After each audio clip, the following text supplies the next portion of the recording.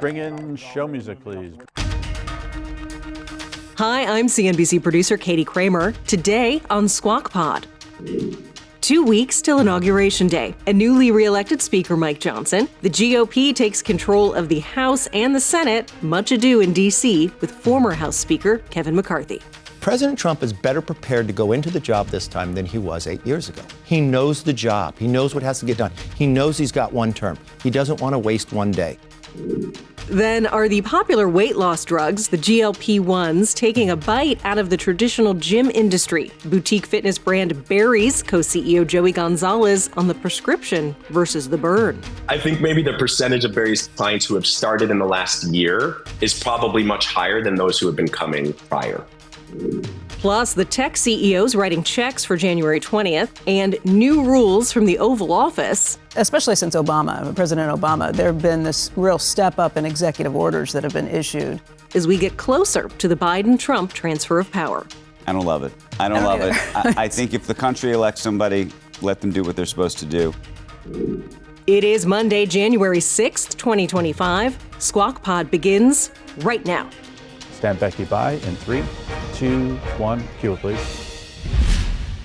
Good morning, everybody, and welcome to Squawk Box right here on CNBC. We're live from the NASDAQ market site in Times Square. I'm Becky Quick along with Andrew Ross Sorkin. Joe is out today. Welcome back. Thank you. Happy New Year. Happy New Year. Happy New Year, everybody. Yeah, it's great to see you. For God's sake, we're the United States of America. The United States, there's nothing beyond our capacity. We set our mind to it, and we do it together. So God bless you all. May God protect our troops. And now let's sign this bill. You ready? Get set, go.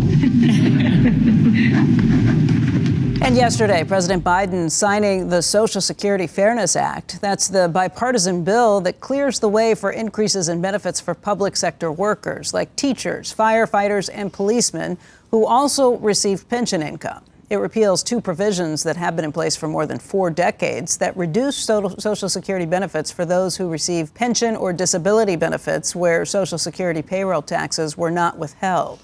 More than 2.5 million Americans will receive a lump sum payment of thousands of dollars to make up for the shortfall in benefits that they should have received in 2024. That bill was passed by the Senate on December 21st with 76 senators in favor. It easily passed the House back in November as well. Meantime, President Biden now set to order a ban on new offshore oil and gas development across 625 million acres of U.S. coastal territory. Expected to be announced today, the proclamation will be difficult for President Trump to reverse when he takes office. And I think some of the critics of this decision think that's what he is trying to do ahead of President-elect Trump's administration. Yeah, it is rooted in a 72-year-old federal law that empowers presidents to ban oil leasing in U.S. waters, but doesn't authorize presidents to then be able to revoke the ban. That's the interesting part about it. Presidents have successfully modified such orders in the past, but courts have never validated a complete reversal. I mean, I think we're seeing a lot of this in the waning days of the Biden administration. It's kind of supercharged executive orders. It used to be that, I would say, over the last 3 or 4 presidencies, especially since President Obama, there have been this real step up in executive orders that have been issued, especially at the end of a president's term. And what we've seen over the last 12 years or so is that every president who comes and wipes out the last guy's executive orders tries to wipe them out. So this is kind of the supercharged version of that. I don't love it. I don't love it. I think if the country elects somebody, let them do what they're supposed to do. Yeah. I think the idea of trying to throw sand in the gears, if you will, in advance of that. It's a little, I mean, it's a very different situation, but it's a little like, there were a whole bunch of presidents over the years who left the White House, and as they were walking out, they took furniture, they took things, and all the things just made it harder. And there's just no reason for it. Well, some of these things, you've also seen this administration do things like extend some of the benefits for working from home to allow public workers in the government to do those things too. Again, in terms of throwing sand in the gears of DOJ or anybody else who was going to try and come in and increase efficiency with some of these things too. Having said that, I should say other transitions, and President-elect Trump is going to be transitioning in, he wasn't showing up at the inauguration of other presidents. So we should all just put this in a little bit of context too. The tellers agree in their tallies that the total number of votes cast is 434, of which the Honorable Mike Johnson of the state of Louisiana has received 218. All right, House Speaker Mike Johnson won his gavel back on the first ballot on Friday after some wrangling convinced two congressmen who voted against them to flip their votes. Speaker Johnson said Republicans would use the reconciliation process to enact his agenda on the border, taxes, and energy. That process only requires a simple majority of 51 votes in the Senate, meaning Republicans can pass it without Democratic votes. On a post on Truth Social, Trump said that the bill would include tariffs and eliminate taxes on tips. He urged Republicans to unite and send that bill to his desk to sign as soon as possible. Senate Majority Leader John Thune and others have been pushing a two-bill strategy that would include a border and energy bill that came first, followed later by a tax bill. House Ways and Means Chair Jason Smith has pushed for the one-bill strategy, warning that splitting the policy measures could risk not passing an extension of the 2017 tax cuts that are set to expire at the year end. And then there's this news. Apple CEO Tim Cook planning to donate $1 million to President-elect Trump's inaugural committee. Axios reporting that the donation will come from Cook personally. In this case, it's not going to come from the company. Other donors to the fund include Amazon, Meta, Uber, and OpenAI's CEO Sam Altman, a whole bunch of tech companies now in some ways almost competing with each other for the donations. I guess you to stand out if you have committees. not made the donation at this point. I mean, at this point, you would. Exactly. I don't know what this I find a little bit more troubling only because these companies never were doing this prior. I was going to say the companies that have done it before, it makes sense. I think Bank of America did it, but they've done this with every presidential inauguration fund that comes through. If you're looking at it and you're just doing it as a course of business. Right. No, if it's a regular course of business, if it's different, and now the question is, will this be the regular course forever? For these companies. Yeah, could be. We'll see. Maybe. And by the way, maybe the world has changed in such a way that actually technology company, it used to be a Bank of America or a Lockheed Martin or some kind of big company that needed Washington. Obvious lobbying. Yeah. Right. All of these tech companies are now in the lobbying business. In the lobbying business. Yeah. Congestion pricing has arrived in New York City. Drivers entering parts of Manhattan today will be charged $9 during peak hours. It's the first initiative of its kind in the United States, although it does exist internationally in places like London and Milan. Late Friday, a judge ruled against New Jersey's request to stop the program from taking effect. New Jersey officials vowed to continue fighting the measure. By the way, President-elect Trump could also try to block that toll through a lawsuit, executive order, or a prolonged environmental review. We'll see what happens with this. But yeah, I didn't notice anything this morning driving it. It's for anybody who drives below 60th Street all the way down to the I will say, for those of us, so I'm an Upper West Sider, and for those folks who live on the Upper West Side and the Upper East Side, the big warning that's come is that there's going to be a huge effort for people to park on the street. Yeah, I think that's probably true. So that then they can come down. Right, park for free up there, find a way to do it. Right. So that's an interesting thing. That makes sense. I think you will probably see areas where this happens too. Somebody who used to come in, let's say through the Holland Tunnel or the Lincoln Tunnel, may go up to the George Washington Bridge if they were planning on going to parts north. So you'll see additional traffic that goes through. That's what part of these environmental reviews were all about, trying to find out what the unintended consequences will be and how that might impact. I heard about this from the guy. So we keep our car in a parking lot on the Upper West Side. And the guy was saying that he thinks that the rates are going to go up. Oh, I'm sure they will, because there'll be much more demand. And then people are going to take subways. I've talked to the guys here at the parking garages here just below the 60th Street demarcation line. They're anticipating to see a drop in business. So you will see more demand above it. And yeah, if you're avoiding the $9 toll to come down, they can probably charge you $5 more to park. Now, here's the question, which I have not focused on because I don't have this issue, which you would probably think about. Can you go up and down once? Is it like one car a day? Every time you go through it. Oh, is it every time you go through it? I assume that's the case. Once you're in, are you like, it's an all-day that's pass? a good question, but my guess, that's not the case for the bridges. If you drive across a bridge 4 times, you pay the toll multiple times. So my guess is every time you come up and down. My guess is also, look, for the Uber drivers and the taxi drivers, they're not going to be the ones paying that. If you take an Uber or a taxi, you will be charged that fee I am coming told through. by Dave, our producer, that it is just once a day. Oh, okay. So there's a smarter way of figuring it out. But my guess is that won't last forever either. We'll see. And by the way, if you're in a car, you're going to have to pay for every car you come down if you're not driving yourself. If you're taking Ubers or doing any of those things, I do think the Ubers are either locked in or they pay once a day and then they can go back and forth. So you don't. The thing I read last night, and again, there's so much confusion around this. The thing I read last night suggested that the Uber driver themselves would not pay it. It would be the passenger who would be paying it. So maybe it would make more sense if the car just paid it once instead of every passenger that did it. We will investigate. Yeah. We will investigate. This is something that, as a New Yorker, I'm happy about it because I want the revenue, frankly, for the subway system, which we desperately need. I'm not, because I think they should fix the subway system and the buses where nobody's paying those fees. I also think problem the issue is it's not going to affect me. $9, okay, Right. I'll continue doing what I'm doing. I do think it's a little classist for people who are here doing the jobs early in the morning and maybe don't want to take the subway in. Right. Yeah. We'll see. Tease will be next.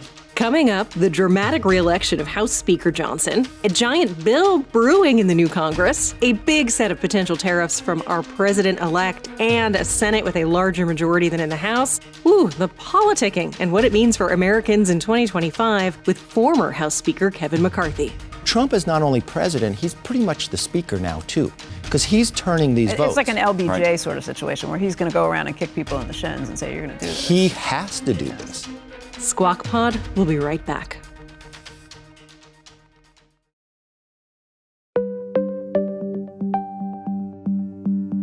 Welcome back to Squawk Pod. I'm producer Katie Kramer. And Washington, the nation's capital, takes center stage now. A lot has gone down already in 2025. The House of Representatives re-elected Speaker Mike Johnson by the exact number of votes to secure a majority. And new today, the Washington Post reporting that aides to President-elect Trump are exploring tariff plans that would be applied to every country, but centered on specific sectors, those deemed critical to national or economic security. Separately, another headline today, Axios, reporting that the president-elect and the House Speaker plan to push a multi-trillion-dollar legislation package, a bold bet for border, taxes, and energy deregulation. It could be the biggest bill in history, and they want to do it fast. Let's get back to Andrew Ross Sorkin and Becky Quick, and what might become quite a theme in this new year, the dramatic DC.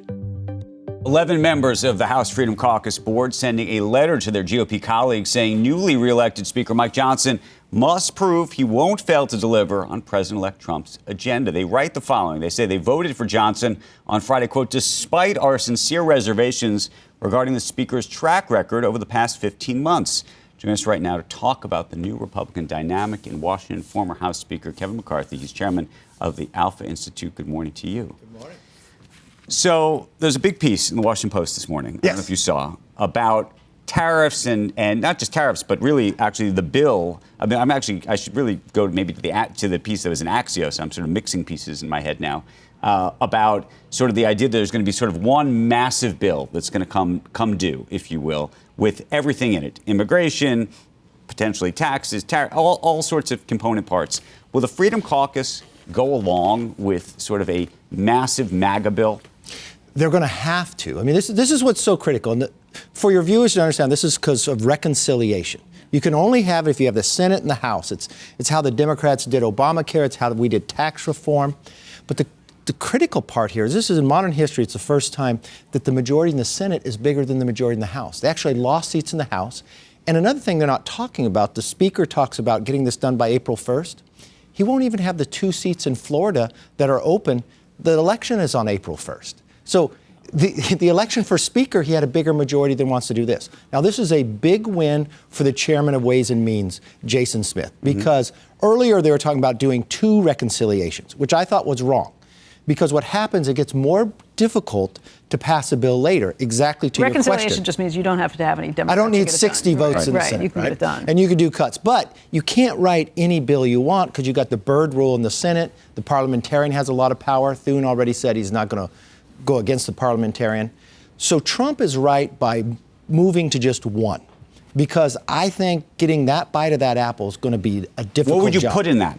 One bite of the apple? You got to do tax, okay? But think about this. You couldn't pass the same tax bill that you had now because the New Yorkers and the Californians want the higher for the SALT. For SALT the president now said that he doesn't want no tax on tips. So this all costs more money. So how do you offset this, right? Then if you need money for the border, and think about this, if this is all supposed to be done by April 1st, they never got the funding done from last year. That's due in March. So what are they going to focus on? They should have got all that done ahead of time. You're saying you would do this, but it also sounds like there's no way, there's not a chance that this is getting done by August. Oh, no, it's getting done. Okay. The way we got tax reform done, because we did the same way, because we failed on health care, people leaned into tax, even though some didn't want to vote for it, because they felt if we failed here, we'd lose everything. So basically, this is like take it all or you have nothing. Yes, they know the American public is watching this. Now, President Trump is doing a very good job for this reason. He's got the Freedom Caucus coming down. The Freedom Caucus letter there, the people who are anti-Trump are more in the Freedom Caucus than any other place. So for them to play this card, they're wrong. They're trying to leverage for their own personal positions. They're really not leveraging for the Trump stuff. Right. I know what the private meetings are about. I know what they tried to do to me. Where are you going to put me in charge? Which committee I want the Rules Committee. I want Chip Roy in charge of the rules. That's what they asked. And by the way, the rest of the Republicans say, no way, we're not going to take that again. They couldn't win the vote by their own conference, so they try to leverage this point. So this makes sense from the House perspective. Does it make sense from the Senate perspective? Because Thune has not sounded as well. It's easier It's easier for Thune because remember, for the first time in modern history, he's got a bigger majority. Okay. And they go along more than here. But what Trump is doing, next week he's bringing a number of members down. So Trump is not only president, he's pretty much the speaker now, too. Because he's turning these votes. It's like an LBJ sort of situation where he's going to go around and kick people in the shins and say, you're going to do this. He has to do this. And he realizes the importance. The uniqueness, too, I was just with the president Friday. He is better prepared. The incoming president. Better prepared. Yeah, President Trump. That's easy to figured. President Trump is better prepared to go into the job this time than he was 8 years ago. He knows the job. He knows what has to get done. He knows he's got one term. He doesn't want to waste one day. The people that he's brought in, he is much better prepared and the knowledge of what has to happen. So he also knows how to work. President Trump knows these districts better than these members do. I spent a lot of time with him. When we would go and endorse, he knows the outcome. He knows the strength in them. I've been talking to a number of people who've been down in Mar-a-Lago, and they say they think that there's more access to him, and it's better that it's going to be easier for him, or this last month, easier for him to see people and to get to people than it is once he actually gets to the White House. Do you think that's true? No, President Trump is more accessible than anybody on his staff. And this is the difficult part for someone who works for him. Because members will talk to him. You don't get to be the gatekeeper. He will talk to everybody. I don't understand how good he is at a work ethic. He doesn't need much sleep. He never has in his life. I usually would talk to him early in the morning, late at night, every single day. Still talk to him. And the number of people he talks to in a day is amazing, is more than any that his staff talks to. What do you think we should all make of the number of CEOs who are going down to Mar-a-Lago and or now contributing to the inauguration? I ask because there's some people who look at this and say, these companies never did this before. These tech companies weren't doing this in 2016. And by the way, they weren't doing it for Democrats either, interestingly. Is this transactional? Is this cozying up? Is this practical? Are these the new defense companies, if you will, meaning I would say defense companies and some banks and others were doing this years ago? I look at people who give to the inaugural different than someone gives to the campaign because it really is a celebration of there. Now, are they doing it just for celebrating? And you know who the winner is at that point. Yeah, but there's a lot of people. Tech companies are different today, though. They never played in politics. They need to. But now they do. Yeah. Government can affect them, and what have they done? So they now begin to realize a lot of them are just now putting government affairs together. They're realizing they better start building a relationship. Oh, but companies like Meta and Google have been spending enormous amounts of money in Washington for the last decade and a half. Yeah, but they're further along than others. But they also spent a lot. Look, you say they're spending money, it's now getting reported. A lot of these people spent money in campaigns that didn't get reported. Right. So, people know who they play with and what side. But the difference here is, I take it as a positive that they've accepted this election. They don't want to fight this president. He never got a honeymoon, President Trump did, and normal presidents get 9 months. So I think this is better for the whole country. And it's better because he won the popular vote. And you got to give him credit. Right. He's the first non-incumbent Republican president to win the popular vote in 38 years. So this is making the country stronger for that. So you just were with the incoming President Trump. Yeah. How does he feel about because we're paying a lot more attention to who's visiting Mar-a-Lago than to who's visiting the White House these days. How does he feel about that? More is happening in Mar-a-Lago than happening at the White House. Right. And that's been happening for a long time. But look at it. The world leaders are coming. Look, I spent a lot of time with this president. He's meeting so many people, and all the world leaders are coming. I think it's stabilizing the world, too, because if you look around the world after COVID, most leaders of democracy have lost. Okay, so go around the world with us. Yeah. Justin Trudeau may be out. I think he's out. Okay. UK, I don't know what's going on over there. He has not gone off to the good start, and he's in real trouble. So what? Macron, right. How many times he changes? You know what? So how does this all? So if we're sitting here together a year from now, what do you think this whole world looks like? And what is the impact of either Trumpism, MAGA, or maybe Elon Musk ultimately? Well, I would say with Trump, I think the world becomes more stable. I think the Middle East calms down. I think if you look to Europe, I'd look to the Prime Minister of Italy. Now, normally the Prime Minister of Italy only lasts a year and a half. She is a unique leader, and I think she's becoming the leader of Europe. And you just watch. She was at Mar-a-Lago Saturday. But she is a unique leader, and she's genuine. And I think Macron's gone. I think Europe and the others. Germany, what have they done, right? Ever since Merkel. Trump does something different in stabilizing the world. Like you talked about that conversation on tariffs. Right. Prior to the election, most of the questions you would have, you were worried about, is Trump going to put in across the board? Well, now you're seeing he's being more selective. Well, that's in the Washington Post today, that it's going to be select industries, and I guess that gives you more room for negotiation. Trump uses it for two different ways, right? And when leaders of other countries call me to ask about what's going to happen, I tell them this. Well, how do you treat America? Mm-hmm. If you want to know what Trump thinks, he's going to look at your country and say, how do you treat us? And don't say, well, this is what we've always done. That's not the correct answer. Right. Treat America with respect that you want to be treated by us. That's the way Trump's going to look at it. You could be his friend, but you can't treat America poorly and think we're going to take it anymore. So it's all part of a negotiation, but I think the world's going to be in a stronger place economically for this. What happens with Ukraine? Well, Ukraine has fought for quite some time. Now, I have a belief what Putin has done is similar to Hitler, and he cannot invade another country. He's lost how many men, and now North Korea? It creates a great deal of fear to me, looking a little more like 1938 when you have this axis of evil. I think Ukraine will come to a solution, but my biggest concern is you have to break that axis of evil from China, North Korea, Iran, and Russia. That is a scary part for the rest of the world. That's what keeps me up at night. Finally, Elon Musk. Yes. Co-president, what's going on here? No, but tell us. That's a talking point. I know, as somebody who's inside the room, what's his role really going to be, and what do you see going forward? And I asked because he's spending an enormous amount of time, obviously, in Mar-a-Lago with the president now. Yeah. He's spending an enormous amount of time on Twitter, or X, and now he's working on what's going on in the UK, it sounds like. But he also has these other businesses, and I just wonder, at some point, is there enough time in the day? I mean, the accordion of his life to actually be able to do all of this. As you know, I've known Elon for a long time. And people have bet against him for a long time. And I tell people, don't ever bet against him. And he's always had a lot of businesses, and he focuses on a few at one time while he gets the others running, and he's hands-on. The thing I've always known about Elon, and we have dealt in politics for a long time, he doesn't really drive on, am I Republican or Democrat? He's an independent, but he's really a constitutionalist. And the thing that drives him the most is the First Amendment. It is what drives him. And what he has found since he bought Twitter, he watched what government had done to people. It was a fundamental change in who he was. I was to the right of him. And then after he bought Twitter, he came to see me, showing me things that I didn't even know government had done.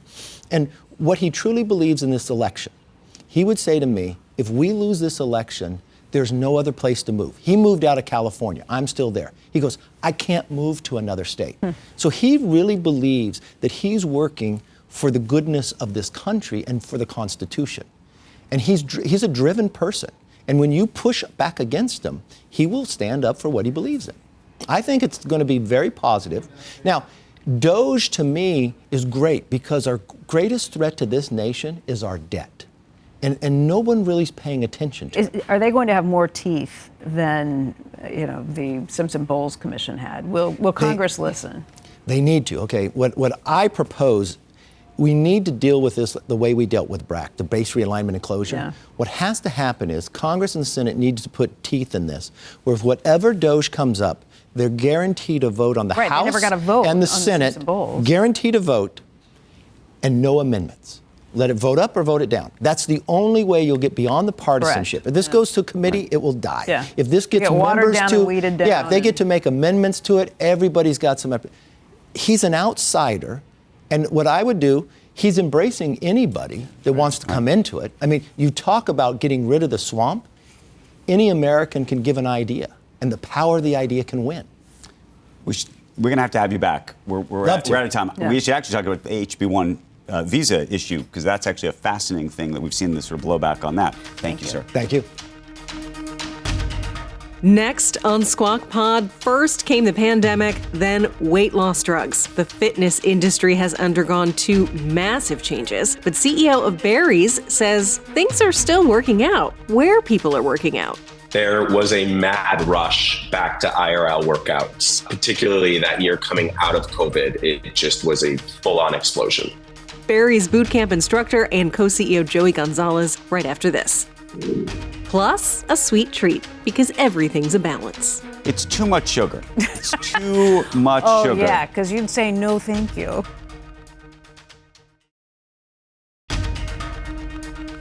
This is Squawk Pod. Up and Andrew, Q. You're watching Squawk Box on CNBC. I'm Andrew Ross Sorkin along with Becky Quick. Joe's out this morning. The rise of GLP-1 treatments for obesity may have shifted the public's approach to fitness.